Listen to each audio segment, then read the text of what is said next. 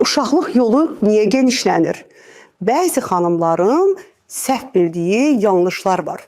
Daha çox xanımlar mənə müraciət edir, deyir, doktor, cinsi əlaqə uzun müddətli olarsa və yaxud da tez-tez cinsi əlaqə uşaqlıq yolunu genişləndirə bilərmi?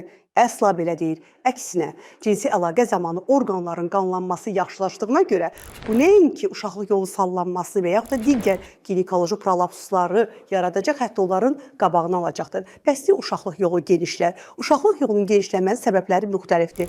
Ən geniş yayılmış səbəblərdən biri əlbəttə ki, təbii doğumlardır. Təbii doğumlar, iri çəkili döllə nəticələnən təbii doğumlar, travmatik təbii doğumlar və yaxud da qadınların tez-tez etdikləri ginekoloji manipulyasiyalar, abortlar, uşaqlıq yolu sallanmasına gətirib çıxarda bilər.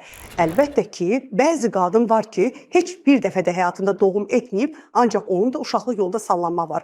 Çünki digər səbəblər də uşaqlıq yolu sallanmasına gətirib çıxardarlar. Bunlar hansı səbəblərdir? Xroniki qəbizlik, xroniki bronxit, asma, daim ağır qaldıranlar, həmçinin çanaq diafraqması əzələlərinin genetik olaraq daha zəif olmağı da uşaqlıq yolu genişlənməsinə gətirib çıxardan səbəblərdən biridir.